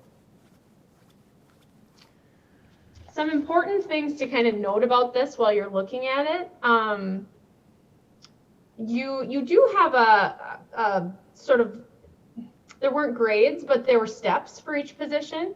But there was real variability, what is the difference between each grade. And so what this does is it really provides a lot of structure and consistency in what is the difference between a grade level, what is the difference between steps. All of that is much more structured and transparent. And it'll just allow for increased consistency for your management team and clear incentive for employees. When we take a look at the proposed step and grade table, where do you end up at market, right? Because we know that the market study said we're a little below, we've got a little catch up to do. So where it ends up, if you were to implement, is for minimum salary, it would be approximately on average for each employee 2% above the market minimum, the market average minimum. You come in 2% above the market average maximum as well. So it's just anything under 3% is, we consider pretty much right at the market in most cases, if that's where the average falls. So that's for step 1 through 9. Now, if you tap into the bonus steps, if that was something that you implemented, that could get an employee just above average, basically. So they could end up to about 14% above the market average, getting them closer to that upper quartile in terms of the market. And that, I think, in most cases, if you can do that, that does really help retain and attract those key positions that you'll need to sort of get you through some of the growth you're anticipating. So with all of this in mind, our recommendation would be to consider the proposed step and grade plan, consider implementing effective January 1, 2020. Implementation would mean moving each employee at their current hourly rate to the step within the table closest to their current rate without going backwards. And also keeping in mind, I think, and Josie can speak to this too, but also making sure that, in some cases, an employee, maybe that closest next step up is only 0.5% of an increase for 2021, factoring some of that in and potentially doing an additional step to make sure that all employees are getting a reasonable and somewhat consistent increase in 2021 for that implementation year. That you would use, we also propose you use the step and grade table to apply your cost of living adjustments every year going forward. So keep in mind, there's 2 types of ways employees can get increases. The first is a cost of living, which moves the entire table. Those are really important to do every year to just keep up with the market. So that moves everyone up without a step. Then the other way an employee can get an increase is if they move from, say, step 2 to step 3, and you can decide how those steps are awarded. Length of service, performance, a combination of the 2. And then this last thing to consider is if you like the idea of moving to a performance, factoring in some type of performance and merit, just making sure that you, again, have those systems and structures in place, that your managers and supervisors are trained, that there's a consistent approach, and that there's transparency with employees about how to achieve some of those things. It's important to note that this proposed table has been tested for pay equity compliance. Again, you will have to report next year, and so if implemented, it would be fully compliant. And then within the report, I also provided some costs to implement. And so you can see, okay, what does this all mean? If we adopt, what does that mean? So these are my estimates, and I know that your finance team has been drilling down to even more exact and precise estimates. Keep in mind, my estimates shown here don't factor in if someone only got, let's say, a 10-cent increase because the step was so close to their current rate. So your finance team has done a much more thorough job of identifying what that total cost would be. But you can see that it's still within reason of what you budgeted for 2021. We're pretty confident he has, Ms. Davis. No worries there. Okay. All right. And so there's just a few questions for you to consider. And I left those in there. You can kind of read through them. They're more for your information and consideration. But now I would just like to open it up for questions from the council. Any questions by the council? I think, I'll be honest with you, I think this has to be a discussion amongst us. I think you've done a very thorough job. I appreciate what you've done. Definitely something myself and the council need to talk about. Yeah, definitely. Yeah. And definitely, once we get copies from you, we'll need to read over it much better and much closer. But from what I'm seeing, there should be a lot of discussion amongst ourselves. Yeah, no, that's great. And don't hesitate to let me know if there's anything I can help with or if you need clarification in any areas. This is a big change, but I will say when you get to your size, it's kind of the standard. So when you're thinking through like, does this work or how would this work?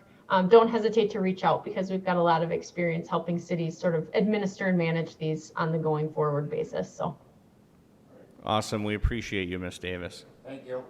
Thank you very you're welcome. much. Thank you all.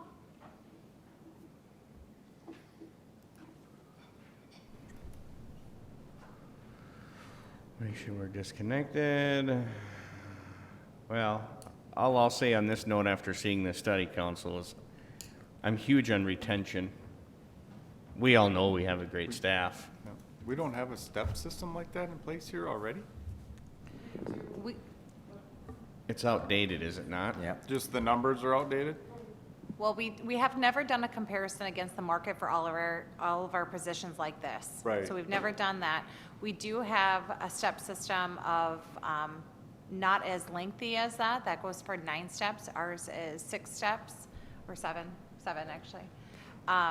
But even if that was the case, Councilman Cullison, some of these positions are highly underpaid. Well, I'm not talking about that. I'm surprised. We do We have do from have a 1 to 7 6. 1 to 7. 1 to 7 6. step. Yep.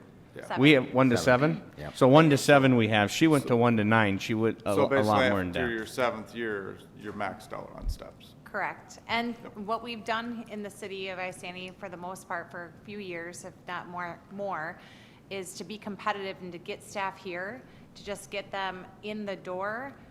We're not starting people at step 1. No, We're starting yeah. them at 5, 6, Yeah.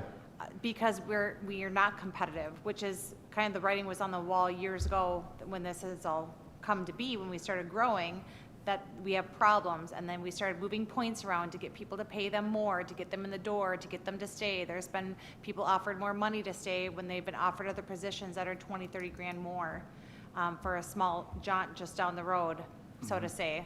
I mean, if in all honesty, if Ham Lake offered Miss Selman more money, why wouldn't she go tomorrow?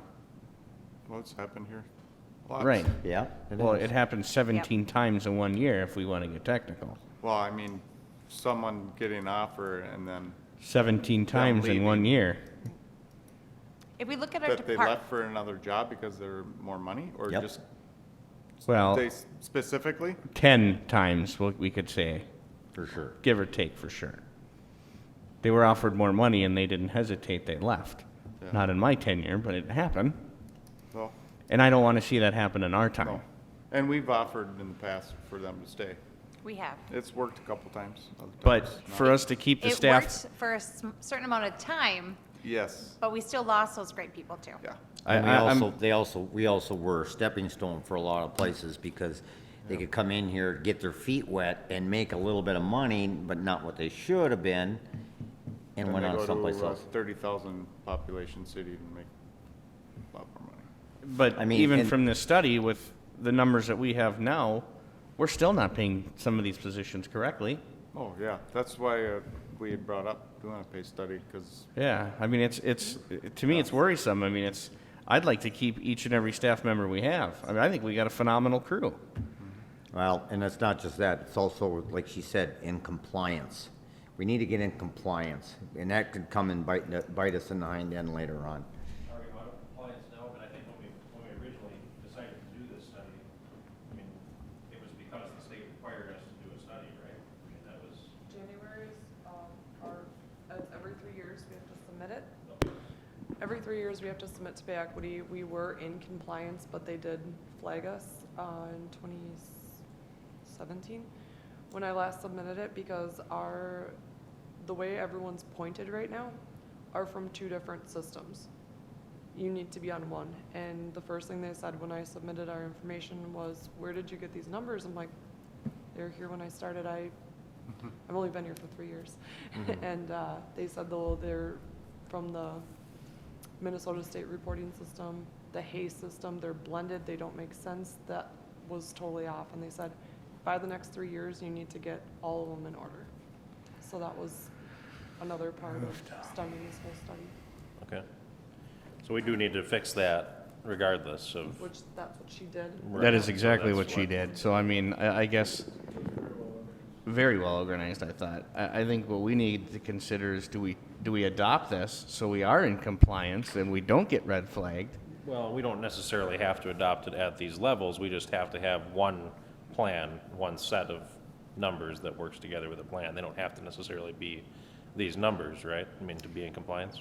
So what she's done is she's taken the points and assigned the points, so they all work together in a plan.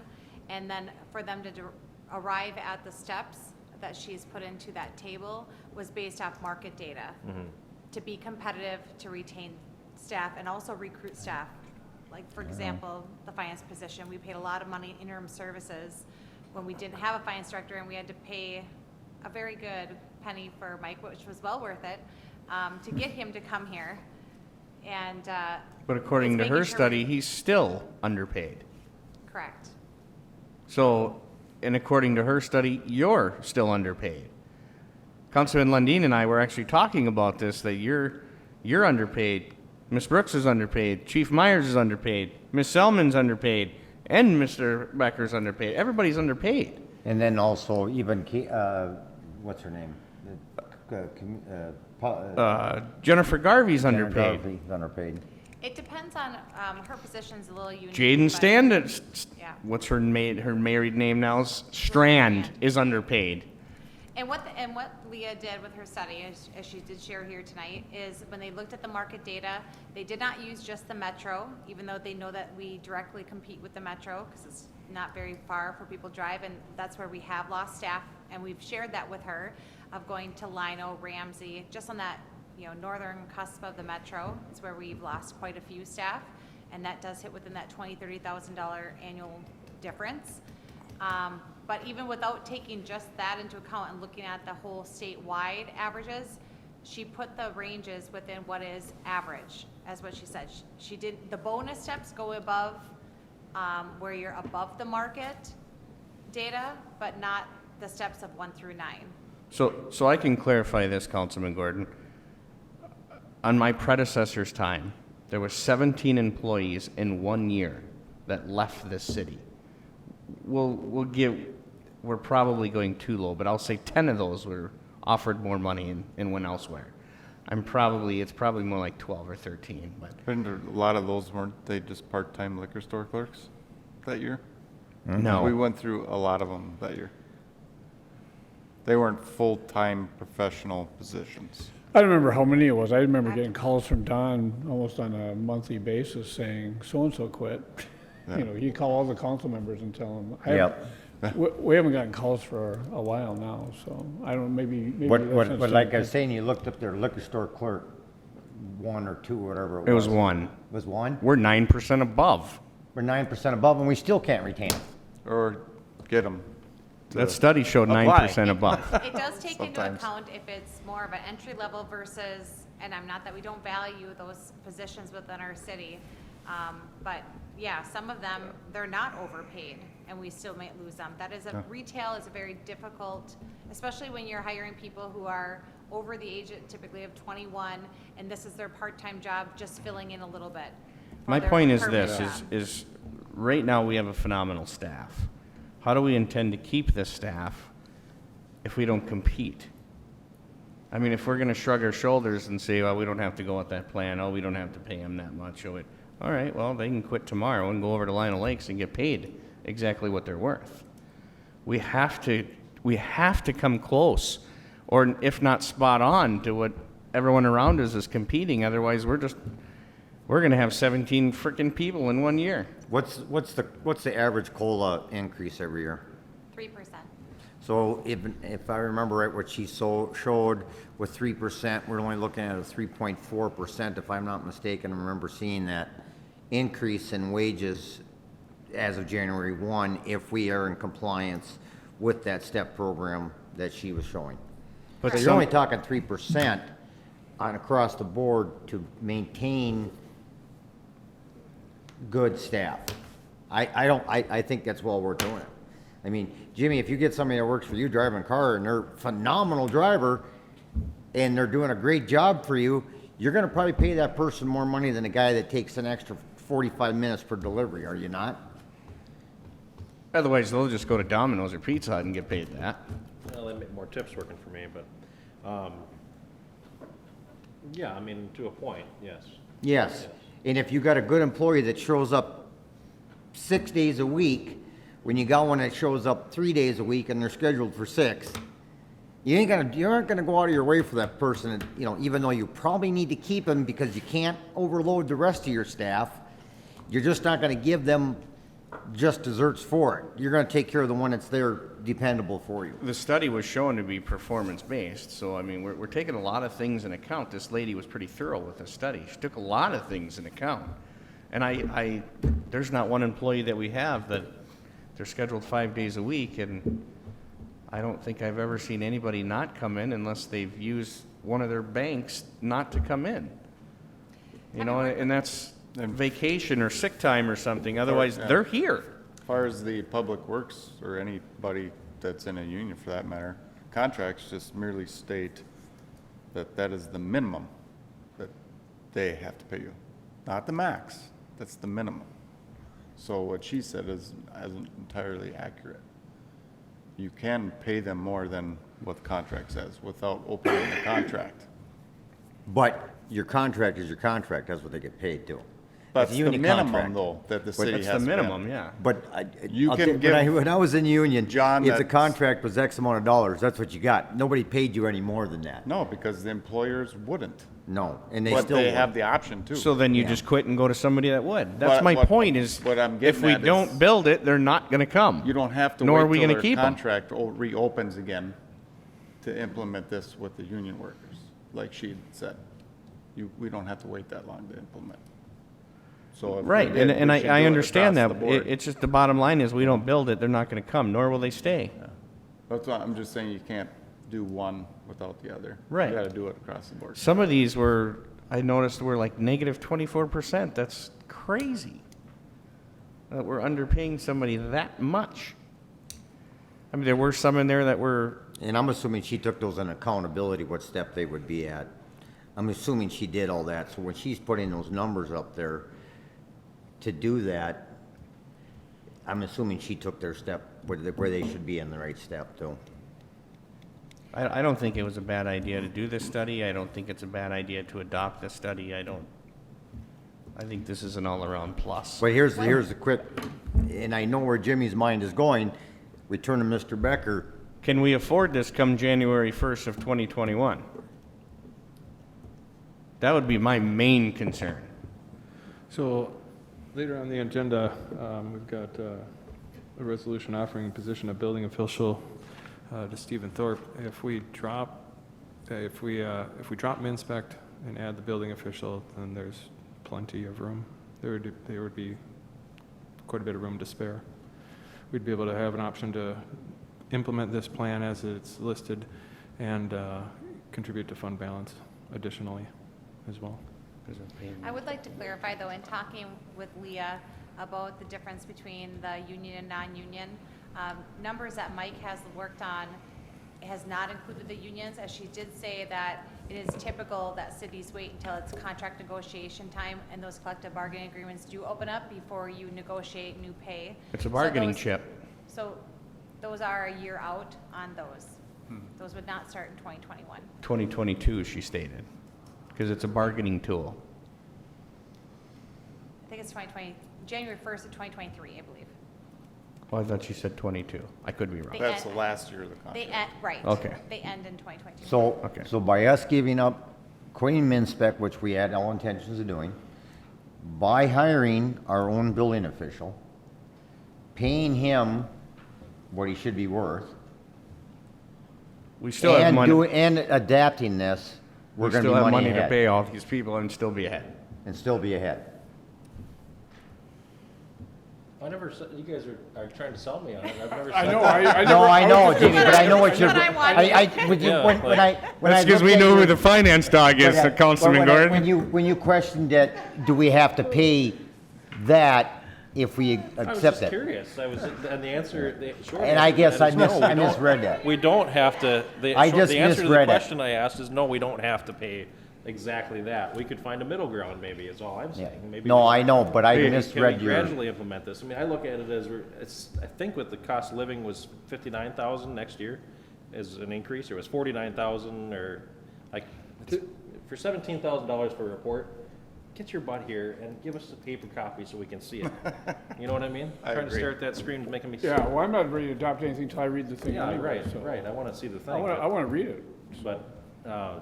But yeah, I mean, do you remember what it was, Mike? It was 49,000, or with the cost of living was 59,000, is that right, or? You mean to implement this? What'd you say? To implement this, you mean? Yeah, we're talking No, next just year. the He means COLA. cost of living increase. Just the What- COLA, 3% across the board for COLA. What was the plan for the 2021 budget with 3% COLA, or with just the 3%? I'd have to go back and look. I don't have Yeah, that number off the top of my head. It was the 49,000, I think, so it was three numbers up there. It was, so you had a 2% Yeah. increase for I living, couldn't, and I then couldn't three. read that. yeah, Was it 49, so we're talking 50,000?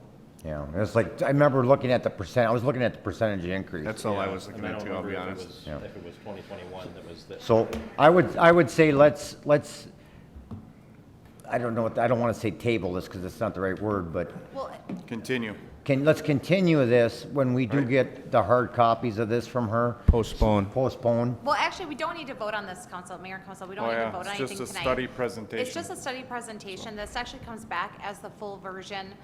This was your opportunity to say, you know, what if this, what if that, ask any questions and see if you wanted her to present something different in a final version. She didn't get that feedback, so she will be finalizing everything. We don't even have the final copy. This was Right. to present it to you guys, give final. We did give Mike preliminary numbers so he could put some things together. It would be beneficial for Mike's planning for the budget, for the budgeting for him, what he's going to present for more of a finalized 2021 budget at COW on the 17th of this month. If there is some direction from council right now, is to look at what it looks like in our budget to incorporate something such as this into there. So he can do some numbers to show how it all comes together come when he presents that. I'm not budget. disagreeing with these guys. I'd like to see the final draft, and I'd like it in front of me. I think if we all did our homework on it, I think we're all going to come to the conclusion that, yeah, And I let's think, implement it. I guess I would say is, if, like Ms. Wood's saying, is I'd say, Mike, let's throw the numbers together. So at call, we can look at it saying, just be another step further forward ahead by using this draft that she's showing us. And So not only hopefully we, by then, we'll have hers. The hard None of us. copy, yeah. So we'll have the hard copy, we'll have Mike's numbers and, I think it's hard to understand it all if we don't see how it equates to numbers right. and how it impacts the budget. I think we just gather our homework together and we'll talk about it at Cal. Hindsight's 20/20, but I think it would have been beneficial to have the report right here, because I couldn't see it very clearly myself. That's why I kept saying zoom in, I couldn't either. But even zoomed in, I didn't pick up a lot of. We didn't have your I didn't pick glasses up a on. lot. and- Yeah, this is really gonna help. Those are Monitors cheaters, those are right here cheaters. that we used to have. I mean, Dan can't even look at that screen. He's out of luck. You can look at that one just like I do. Yeah, but then Oh, it's I smaller. can stare at that. I'm at least a little bit away. Get some glasses. They're in the truck. I didn't think I would have needed them tonight. So I would guess, yeah, put numbers together, get her hard copy, let's revisit this, most definitely. Are you good? Everybody good? All right. Good. Let's move on to item K2, the resolution approving purchase of property owned by Christine Jurgen Trust. Thank you, Mayor. So Mayor and Council, this, well, the council has discussed it many times about a potential new municipal liquor store, and with that was the potential for the relocation of where that facility would be. And we have held closed session with negotiations of consideration of purchase price. For the two parcels, they do go as one, which is owned by Christine Jurgen Trust. The purchase price was negotiated to be $425,000. You do see the purchase agreement within the packet here. It was acceptable to Christine and Bruce Jurgen, who reviewed it already. And that purchase price does include the cost of any demolition of the house, sealing of the well, or capping of the well, removal of the septic, any other buildings and debris, garbage, what have you that may be on the site, includes all of that, and restoring it back to the topography of what the landscape is there. So staff is looking for approval of this purchase agreement to move forward, and then we will formally have them come in and sign it. I make a motion to approve. Second. I have a motion from Councilman Lundin to approve and a second by Councilman Collison. Can I just ask a quick question? Yes, go ahead. Okay. We have cash to pay for that, is my understanding, right? So, I mean, that's weird. Yep. Okay. Yep. All right. And then the sale of the fire department and stuff, I mean, that's pretty much final. I mean, when is it actually final? I'll give you an update on that. So the last fire district board meeting, there was discussions there and they wanted a little bit more information. It really was because they had to set up like a subcommittee to discuss it with staff. And then it was talking to all of the board. Right now, the lease purchase agreement has been drafted by our city attorney. It's being reviewed by their attorney. And as soon as we get feedback that they're good to go, then that is completed. And Okay. we're just looking for signatures. It seemed like, and Councilmember Lundin can speak on it as well, it seemed like at the board meeting that there weren't any red flags from what I heard from any of the members. They just had some questions on making sure that they were not paying any interest, that they could pay over 5 years. I didn't attend that meeting, Councilman Gordon, but I did talk to Councilman Lundin and Ms. Wood, and then I kind of cheated and reached out to some of the board members, including the fire chief, and nobody felt like it was not gonna happen. Okay. I did inform them that we do need to parcel out the well house. And that seemed acceptable there. I mean, they didn't seem to have too much concerns. They understood why. We did talk about a generator agreement. That has been drafted. I actually just got the final draft today. If we want to speak about that item, it would be beneficial for myself to know on that generator agreement.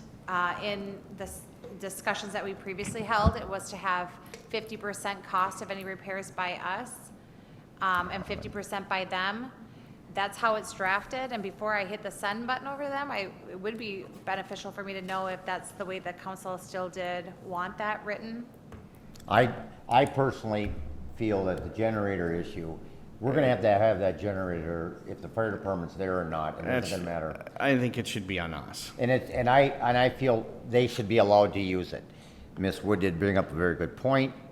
The feed from the generator to the connect. fire wiring department and building, the connection, Transfer switch. and the transfer switch.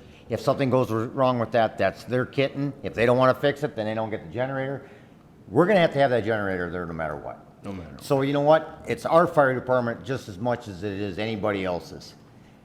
I think we should just let them have, use the generator no matter what. If it's an emergency. If it, you know, for an Correct. emergency, if power goes down, if Yeah. if we lose power and they need power for something, it's there. You know, instead of having to try to scramble 3 guys, go drag out a generator and fire up so they can run their radios. As far as I'm concerned, the generator's ours. They're gonna parcel out that piece of property, which wasn't an issue. They were all fine with it. Tit for tat. I think we should just say, let them use the generator. But if they're gonna be responsible for their feed from the generator to the building and the transfer switch, that's their baby. If something goes wrong with it, they fix it, not us. I like that. Yeah. I just would have, I would imagine it'll have an hour meter. Does it have an hour meter on the generator? You know, I don't know that question or that answer. But the generator's gonna have to, it's gonna fire periodically anyway, so. Yeah, you still need to We'll be doing exercise it, but, routine maintenance. We run it every week. yeah. It'd be, if it had an hour meter, I would think it would, just for maintenance reasons. I know they work. When my power went out, I watched the one Fire. on the end of town fire up. Yeah. I went by and the light was on, so I was like, oh, look at that, it's working. Okay, what Then were you saying? anyway, then you can track the hours of that it's used, other than when you guys are using it for exercising it, or, you know. We could if need be. I don't think they'd be that devious, but doesn't hurt. Just- So to answer your question, these documents, as soon as we hear back, but it sounded like everything was going to be favorable from the board, Okay. however, not final. I mean, do we want to wait until we have that signed and we know for sure before we spend this money, or? I don't see it as being an issue. It's not an issue. The person I thought that would fight this the most was the one that motioned to go ahead and purchase it. Yeah. And he just said as long as everything clear, title through Peter Teedy, it's on their kitten right now. Okay. And I know Al wants it done sooner than later, so they can move forward.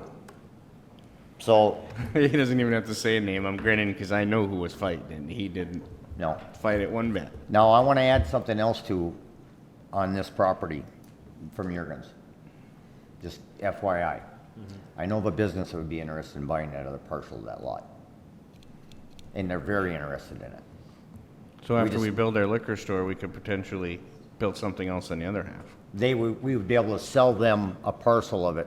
Miss Wood and I had had this conversation, and before they get too involved with the design of the building and layout of the building, that's all gonna determine how that gets laid out. So would we be interested to sell that piece of property, so we still have expansion for the liquor store?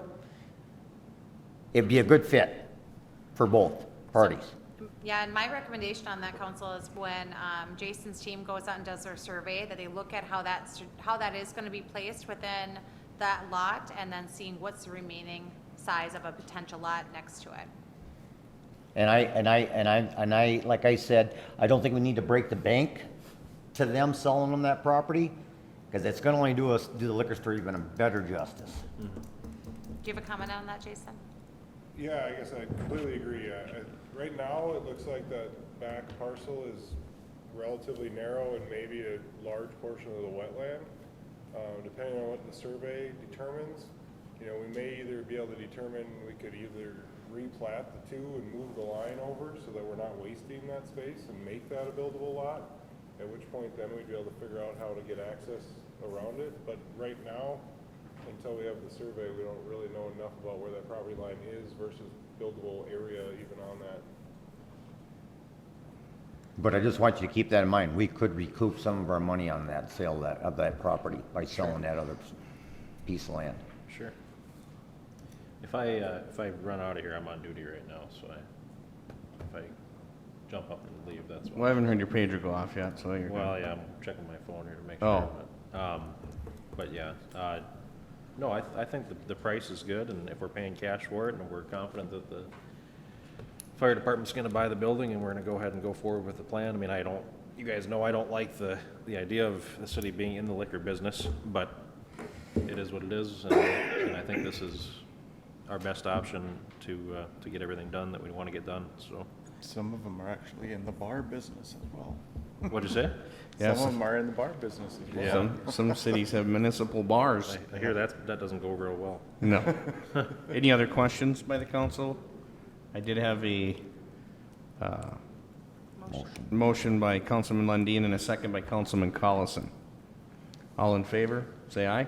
Aye. Opposed, same sign. Motion carries 5-0. Moving on to K2, the ordinance amending City Code, Chapter 253, rental dwellings. Ms. Selman. Thank you, Mr. Mayor. The Planning Commission reviewed this ordinance amendment at their October 20th Planning Commission meeting. No one from the public spoke on this item. Basically, it's a little bit of a housekeeping. We're removing residency requirement and doing a sliding scale for late applicants. We kind of seem to have a problem with our rental properties getting